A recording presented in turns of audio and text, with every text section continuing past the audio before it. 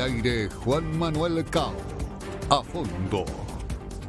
A ver, imagina unas elecciones legislativas donde los candidatos son los mismos miembros del Ejecutivo, donde están postulados por municipios o por provincias donde no viven, donde para 470 escaños hay 470 candidatos, ni uno más, donde a los electores se les presenta una lista de candidatos preestablecida y se les invita a votar por todos. Unas elecciones sin oposición, observadores independientes y ni hablar de observadores internacionales, con una campaña donde solo el gobierno tiene acceso a los medios de difusión y donde no hay modo de verificar los resultados. Todo esto en un país de un solo partido, donde según la Constitución no ser socialista es un delito y pretender un cambio de gobierno es calificado de traición a la patria. Con esas condiciones, cualquiera gana por goleada. Es como un juego de fútbol sin portero ni equipo contrario. Vamos a analizarlo. Muy buenas noches y bienvenidos a Fondo.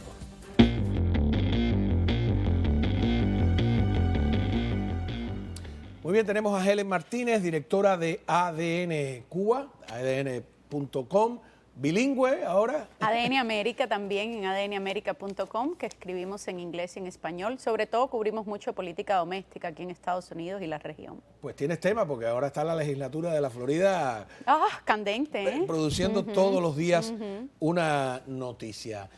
Vamos a ver qué dijo Monseñor Díaz-Canel después de votar.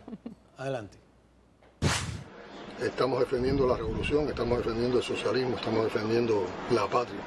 Nos estamos defendiendo los cubanos de tanta agresión, de tanto odio. Hoy mismo en las redes sociales, en el extranjero, no en Cuba. En Cuba las etiquetas y los sentimientos son otros, pero las redes sociales, incluso con amenazas de que van a boicotear todos los sitios web, de que hay ataques cibernéticos, mucha mentira también, porque no han logrado nada de eso. Y uno dice, bueno, si nuestras elecciones son tan malas como ellos dicen, si representan tampoco, ¿para qué están tan preocupados por ellas?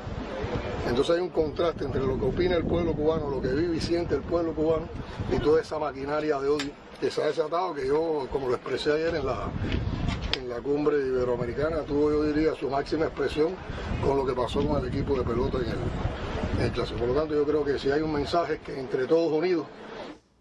Está con lo de la pelota enloquecido. Socialismo y revolución y patria no es lo mismo, pero él se pregunta que por qué estamos preocupados, ¿por qué?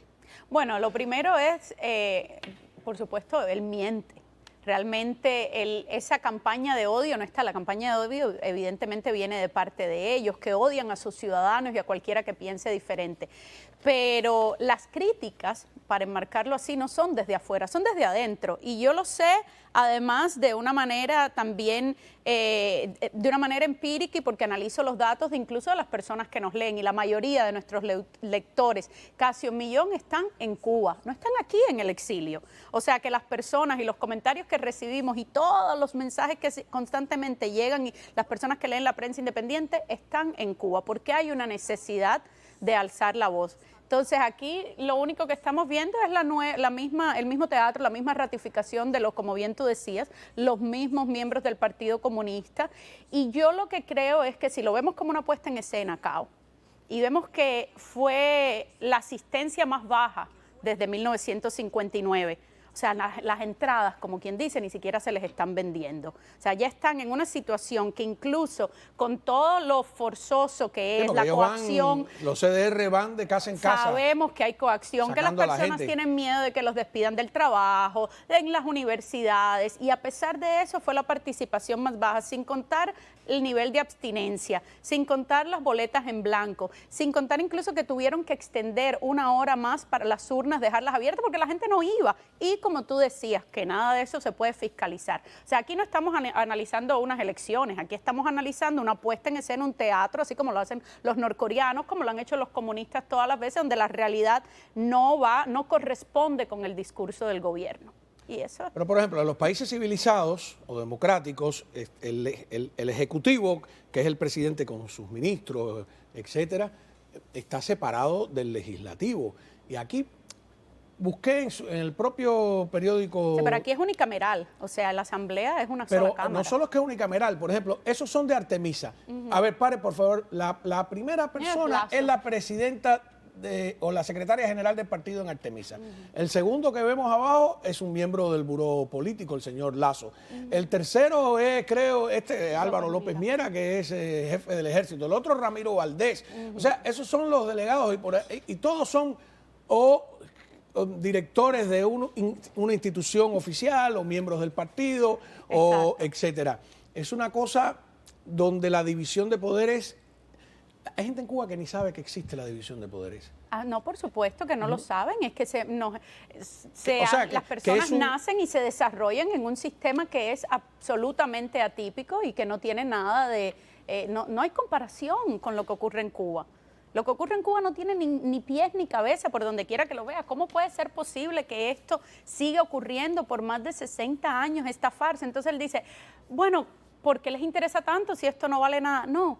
Es claro que nos tiene que interesar porque formamos parte del pueblo de Cuba, porque nos parece que es un modo en el que tratan de engañar al mundo y decir que hay elecciones. Pues me lo dijo a mí Fidel Castro con toda su cara de palo en Panamá aquella vez. No, y que las elecciones nuestras son más son las que y dicen que son, por supuesto, la mayor asistencia, ¿no?, en el hemisferio occidental, porque ellos se jactaban de aquellos 90% de participación. Claro, todo el mundo ahí como vacas, todo son para la derecha. Norcoreanos. Eso. Exactamente. Pero ¿sabes qué? El saldo les salió mal, porque toda la prensa internacional, que toda la vida ha sido pasada por agua con azúcar, ellos nunca, la mayoría de las veces, ni AP ni El País han sido frontales con la dictadura.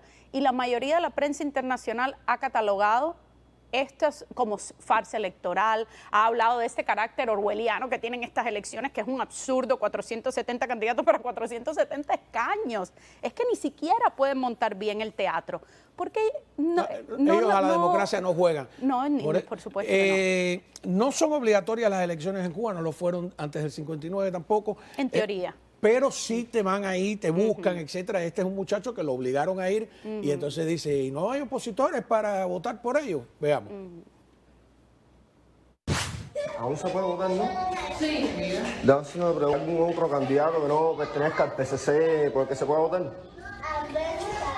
Los candidatos son los que están ahí. Lo que están ahí, o sea, esto no.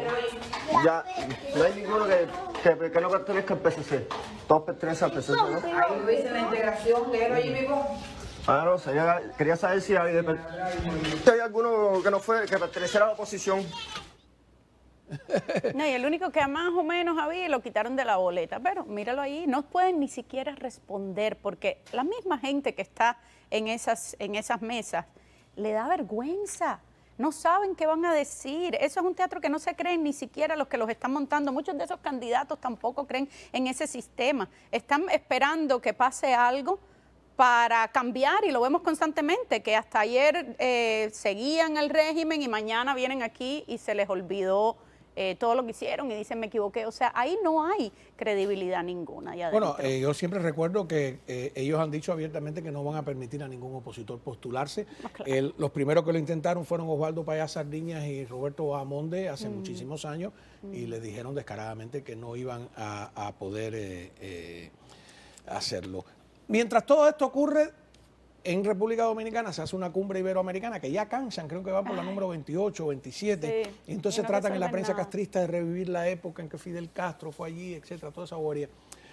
Y Díaz-Canel, que trata de imitar a Fidel y no entiende que estamos viviendo otros tiempos, se mete en todo lo que no le importa. Se mete en el tema de las Islas Malvinas y se mete en el tema de Puerto Rico.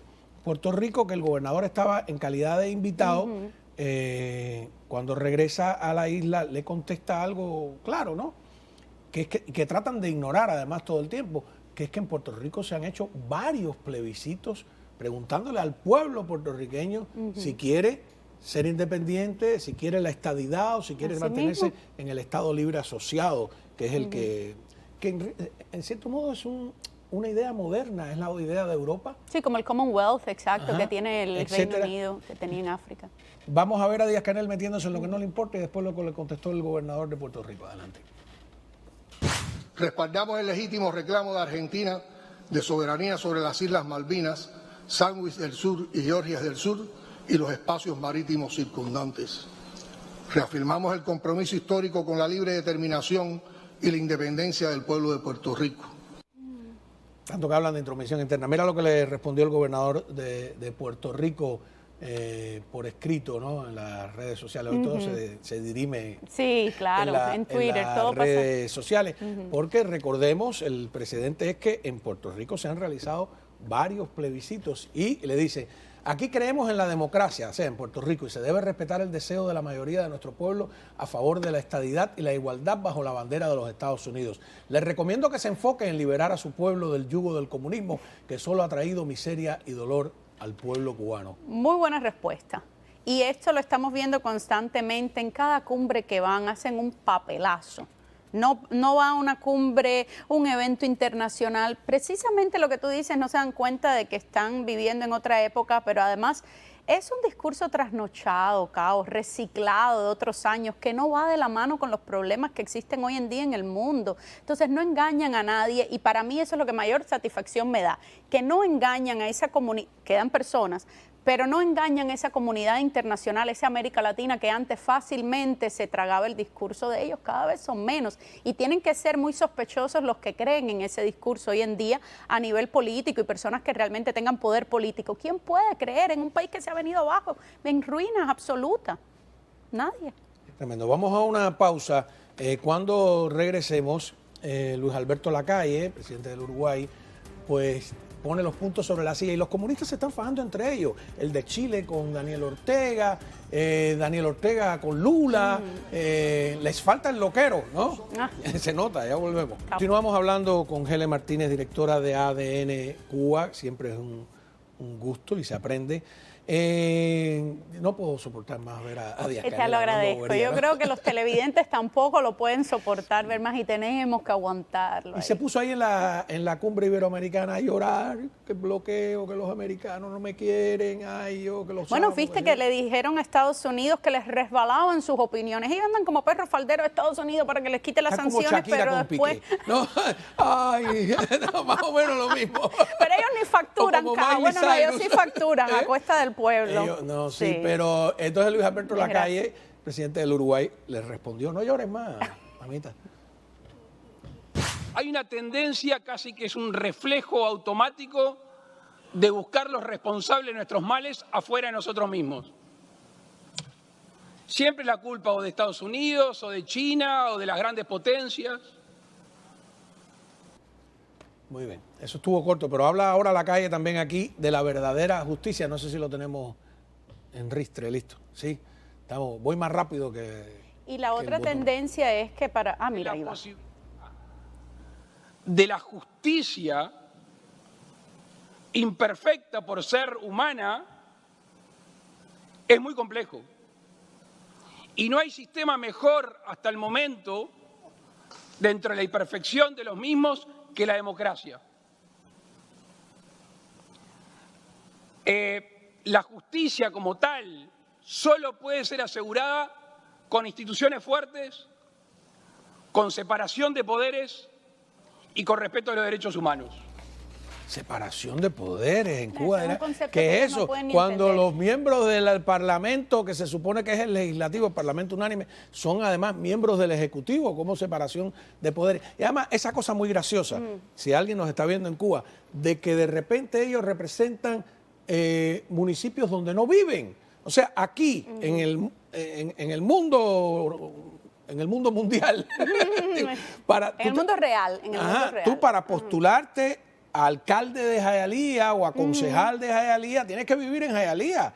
¿Cómo es eso de que entonces Raúl, que vive en La Habana, y todo el mundo sabe que vive en La Habana, o Díaz Canel, que vive en La Habana, representan a las villas? No, porque es lo que encuentren ahí, lo que ellos ya saben que tienen en sus arcas y entonces que son los títeres que pueden manipular. Una de las que ahorita vimos en la lista, yo no sé si era de Mayabeque o qué sé yo, cuando vive en Víbora Park. Entonces, no tiene sentido porque se supone que tú estás allí para representar a los ciudadanos, a tu vecindario, tú sabes cuáles son los problemas que hay. Si tú no vives ahí, Es tú que no ahí sabes. nada tiene sentido. Es todo un cuento chino. Nada tiene sentido, todo es un cuento chino. Y una cosa que es importante decir es que incluso en este cuento chino, ellos tuvieron que comenzar a acosar a los disidentes y a los periodistas desde horas de la mañana, el día de las supuestas votaciones, más de 30 agresiones documentó Cubalex. Porque si no hacen eso, además, ni siquiera pueden más o menos sobrellevar el teatro. No realizan elecciones competitivas porque saben que las pierden. No hay otra explicación. Pero hay una cosa en la cumbre iberoamericana, de República Dominicana, que yo no tengo claro que ellos logren. Antes, por lo menos, para ser incluido en la declaración final que ellos quieren, una condena a lo que llaman el bloqueo y también una petición de que lo saquen de la lista de países que patrocinan el terrorismo, yo creo que todo se tiene que aprobar por unanimidad. Entonces, si la calle no va a firmarlo, buscarán, qué sé yo, alguna de las comisiones que haga una declaración, pero en la declaración oficial de la cumbre no creo que puedan conseguirlo, a no ser que la cumbre cambie por completo las reglas. Pero te decía que además se están fajando entre ellos. El presidente de Chile, que tiene una disputa ya casi personal con Daniel Ortega, dijo lo siguiente. La dictadura chilena nos enseñó de forma brutal los riesgos de relativizar la democracia y los derechos humanos. Y aprendimos que nunca, pero bajo ninguna circunstancia y con ningún pretexto, ello se debe permitir. Por eso, estimados colegas, no es aceptable de parte nuestra callar ante la dictadura familiar de Ortega y Murillo en Nicaragua, que acaba de privar de su nacionalidad a 94 opositores y deportar a más de 200 presos políticos. Bueno, yo a él no lo entiendo. Yo necesito un psiquiatra yo para entender la locura Voy que un con día... algo con Boric, y es que primero el comunismo no funcionó, se inventaron el socialismo del siglo XXI. El socialismo del siglo XXI, y tenemos ahí todo lo que ha pasado en Venezuela, todo lo que ha pasado con Nicaragua, no funcionó. Ahora entonces se inventan el socialismo progre que Boric va a la cabeza. Bueno, porque como le golpearon con y un le no queda en la bien, Constitución. exactamente, y le queda bien criticar, porque es evidente que no hay manera de defender lo que ocurre acá en Nicaragua, en Venezuela y en Cuba, y tienen... ¿Te has fijado que no menciona a Cuba Boric nunca? No lo menciona, por supuesto, porque lo de Nicaragua es como que está aceptado, incluso criticar también a Venezuela está aceptado, pero Cuba todavía sigue ahí en un lugar un poco como, no sé, medias tintas, gris. Ahora, lo que está pasando en Chile es también una llamada de atención para nosotros en Cuba, de la importancia que la importancia que tiene cambiar las ideas de una sociedad. O sea, lo que ocurre en Cuba y lo que ocurre en Chile, cómo se pudieron, después de Pinochet, después de Allende, después de todo el desarrollo que había en Chile con sus problemas, cómo vuelven a caer en la trampa del socialismo, porque te da la medida que mañana Cuba se puede liberar, pero si lo que queda aquí, y si las ideas que quedan y los opositores también no entienden. O sea, no es no entender la solución, viene una es que nueva no entienden ni el generación que problema. no vivió la experiencia. Exacto, no entienden el problema de por qué esas sociedades no funcionan y lo van a repetir. Y se va a repetir incluso y va a venir un cambio cosmético porque nosotros, y está en nosotros como cubanos y como sociedad, entender cuáles son esas ideas que no funcionan, que no son solo económicas. Es también las ideas morales, las ideas éticas, la falta de valor que tiene el individuo en el socialismo. Entonces ahí vemos lo que está ocurriendo en Chile y vienen del futuro para decirnos a nosotros lo que también podría pasar, ¿no? Mira lo que le pasó a Iván Casanseu, el conocidísimo comentarista y periodista deportivo, bueno, periodista en general, que estaba en Los Cayos filmando un documental sobre Cuba, la tragedia de los balseros, y en eso llegan estos dos cubanos en un ala delta, en el trike, y él me llama, oye, Cao, mira lo que está pasando ahora mismo. Y entonces le dije, bueno, cuéntamelo, a ver, adelante, Casanseu.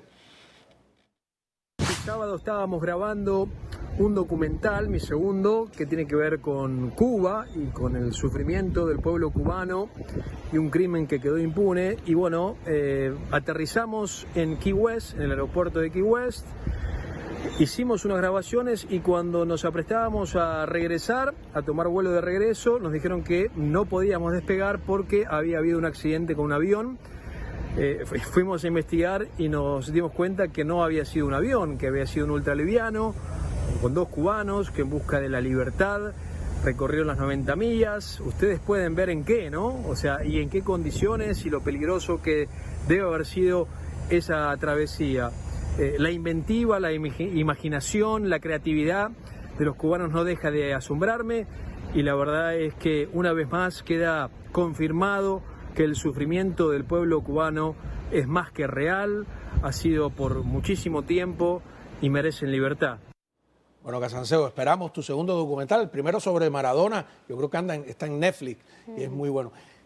Hay ahora una bronca andando en las redes, una gente que dice que son espías. Porque son militares. Y porque yo creo que guardacosta. pertenecía, dijo alguien se lo dijo a Mario Pentón, a un grupo que dirigía René González, el espía que vino aquí. El club de aviación. Supuestamente en un avión de fumigación, haciéndose pasar por un prófugo. ¿Qué hacemos con eso? O sea, hay motivos reales para sospechar porque nos han engañado muchas veces, pero bueno, a la no serían misma los vez, primeros... ¿cómo vas a acusar a alguien? O sea, ¿qué hace? Yo creo que eso es algo que ha ocurrido históricamente en el exilio. Va a seguir ocurriendo porque es en un país donde la mayoría de las personas en algún momento para trabajar, etcétera, sobre todo hace años, se tenían que integrar, como ellos decían. Ahora, hoy por las redes sociales, por la información que hay, siempre hay un ojo que te ve. Entonces, yo conversé con la persona en Camagüey también, Mario Pentonce, que también tiene declaraciones, que dice que uno de ellos, sobre todo, ¿no?, es el que había tomado actos como represivos en su contra, porque este señor en algún momento también se trató de ir de Cuba ilegalmente. Entonces, yo creo que no queda más que esperar a que las autoridades evalúen este caso, los abogados de ellos presenten también su posición y su defensa. Es un tema... ¿Dónde están? ¿Están detenidos? Están detenidos hasta el momento, esa es la última información que tenía antes de venir para acá. Ajá. Entonces... supuestamente ya no son parte, o sea, son retirados, son como veteranos, ¿no? Son retirados del ejército, eran guardafronteras. Esa es la información que se tiene por fuentes en Cuba. Creo que la familia, ustedes también lo publicaron, Pentón lo publicó, que se confirmó que sí habían sido parte del ejército. En el escenario de Cuba esto es muy complejo. Aquí hay constantemente bueno, primero el servicio militar es obligatorio en hasta... Cuba, mucha gente... Sí, pero cree bueno, que en el Minin la van a pasar mejor, hay de todo. Ya y Cuba hay, nos dijo, por supuesto, los caras de palo de siempre, ¿no? Por supuesto, ya Cuba dijo que eran desertores, que le devolvieran el equipo, porque ellos, ¿sabes? El equipo... Mejor le regalamos un ala Delta, a ver si otro más viene. No admiten ese regalo. Helen, muchísimas gracias.